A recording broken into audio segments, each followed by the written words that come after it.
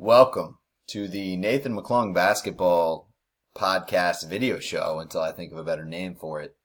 Hey, I tell you what's going to happen is, first of all, I want to apologize to my father-in-law, Mike Mitch, if for whatever reason he is actually watching this, which I hope that he's not. Mike, if you're watching, shut it off. Nothing of value is going to happen here. He got me a microphone and all these things to try to assist me with, doing a podcast of some kind, sports related. And I have not hooked it up yet, but I am wearing the headphones that you got me around my neck here. Just, for aesthetic purposes, it seems like everybody who's big time has them on his or her ears or neck. So I am doing that. So Mike, you're the man. Thank you for my microphone. I just haven't physically put it on my desk yet. So hope all is going well for you. What we're going to do today, boys and girls, children of all ages, is we're going to talk NBA, and you have on your screen there in front of you, hopefully not just my mug face, but you're looking at a picture there of four of the best players in the NBA. So that's where we're going to start. You got LeBron James, Kemba Walker, Russell Westbrook, and Kevin Durant, and we're at the All-Star break here. So we got for the first time in NBA history. We're talking drafted teams. The NBA did not want to release the order of the picks because they didn't want to hurt anybody's feelings. You're getting paid $20 million a year. You don't want to know that you're only the 20th best player in the NBA, in the entire world, really. These guys have feelings too. Why do we care? We don't, but the NBA does. So these guys, I tell you what, I'll give you a breakdown of these guys real quick. LeBron James, one of the best 5 or 6 players to ever play. What he needs a good team around him because he himself is not a closer.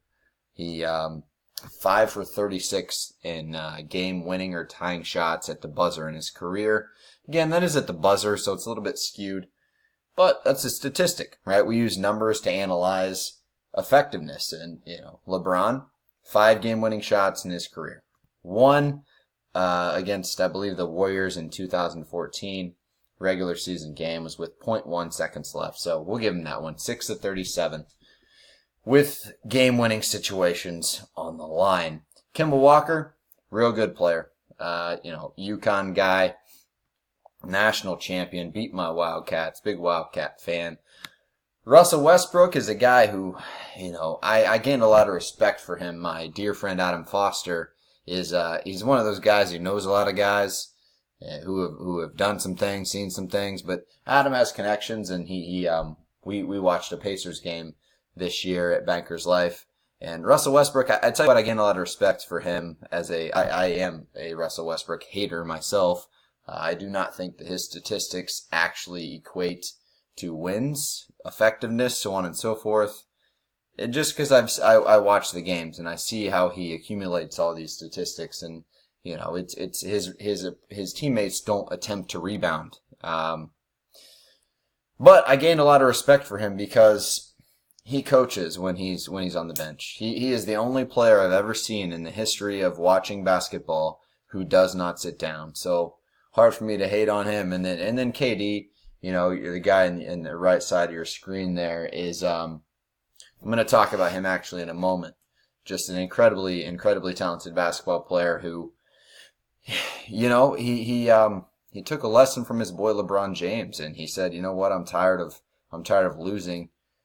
Let me find some guys who can get me to the promised land, and then I'll win a Finals MVP and I'll win my championship, and that's what he did. So we're at the All-Star break right now, boys and girls, and what I want to do is a few things. I want to take a look at the way the All-Star roster is created, because there are some problems that I do have with it.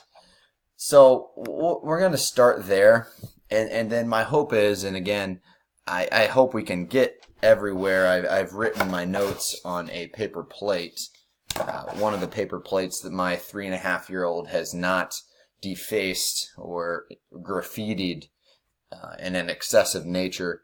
I want to do some other things too, but I tell you what I want to get done is I want to talk about the really, they call it the first half of the NBA season, but in actuality, it's really the first teams have 27, 28 games left, so it's really the first 2/3 of the NBA season. I want to take a look at the elite NBA players. Who are the guys who are truly different that maybe we haven't seen before? I have a list, and it's shorter than you might think. I also want to look at my top 3 young bigs and young guards, and then I want to give you my NBA MVPs. And these are guys who maybe aren't putting all the numbers on the board, but I have 3 names here these are guys who are changing things in their current setting, the city in which they're playing. So it's kind of what I want to get through, and then what I hope I also have time for is I want to give some input. I'm not going to give you a lineup now because I don't even know if I can play FanDuel on this crazy slate, but if you're looking at the top of the screen, I don't know exactly what my recording device here shows, but I want to give you some thoughts on some DFS. If you're one of those guys who, like me, you're going to watch the NBA game tonight, you're going to watch this All-Star game, you want a little bit of rooting interest, and if that's you, I want to give you some thoughts on creating a FanDuel lineup for some daily fantasy sports. You get a chance if you just play with your buddies, you can play for free. You get a chance to play for money if you would like, but I want to give you my thoughts on that as well. So here's what we're going to start with. I want to take a look at these rosters. And they were drafted. DeMarcus Cousins was sadly, he ruptured his Achilles.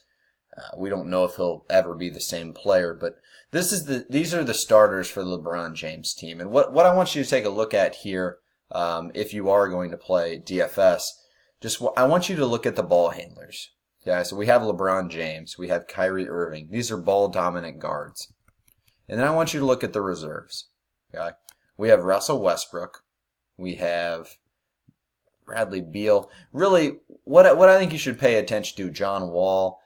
These are guys who, if you are going to play this game on FanDuel, okay, you have 4 guys who have the ball in their hand the entire game. You have John Wall, who's injured. He's probably not going to play, right? But you have Russell Westbrook. You have You have Russell Westbrook. You have LeBron James, and you have Kyrie Irving. And my statement is, I think if you want to play this game, you go to Team Steph, and you look at these ball handlers because there are really 3. Okay, I mean, you have Steph, you have James Harden, and then off the bench, maybe Dame Lillard, but generally in all-star games, the starters play minutes. Now, this is a little bit different, right? This is a little bit different because we've never had captains before, so maybe Steph and LeBron, they're coaching. But I tell you what I wouldn't do. I would absolutely not play LeBron James on FanDuel. We'll get to him here in a minute because there are some things I actually want to share with you regarding my opinion. I just, with Westbrook, Kyrie Irving, these are ball dominant guys. What I would do if I was playing FanDuel is I would load up on these dunkers, man. Like on this team, I'd probably hop on AD. I'd maybe take a look at the bench here. One guy I really like is Klay Thompson. He's the cheapest value you can afford. But I think somebody on this bench here for LeBron's team is going to be worth a play. But Russell Westbrook on the bench, that's crazy. I think LeBron is going to play maybe 20 minutes in this game and take a back seat and let the young guys go at it. For Steph, I could kind of see. I heard there were 5 guys from LA who were playing in this game, which is where the All-Star game is taking place. I could maybe see Steph. If one of these 2 captains is going to ball out, I could see Steph hitting 10 threes. That's doable. I think I would look more toward Harden. Been very bad in the All-Star game in history, but one guy who would be 1,000% lock for me is DeMar DeRozan. Like that guy, he's a baller. He's from Cali. Like I'm all about that action, boss. I tell you what, I want to give you though. I want to give you my elite NBA players. Okay, so we're talking. These are the guys. These are the guys who are different. So we talk about different. We talk about MJ, right? The GOAT. We talk about Magic Johnson, the point forward. Okay? These are guys who kind of changed the game. So in the NBA today, I have 3, maybe 4 or 5, for sure 3 elite players. One is LeBron James. We have never seen it. I'm a hater. I'm a hater of LeBron. Like, I embrace it. I accept it. I fulfill it. Whatever other word you want to use. My wife loves LeBron, but I am not a LeBron guy. I just, for whatever reason, I'll go down with that ship. And that's fine. LeBron James, elite player. Stephen Curry. If he has not already, he will change the game of basketball. If you watch these college teams, okay, you watch what some of these kids are doing.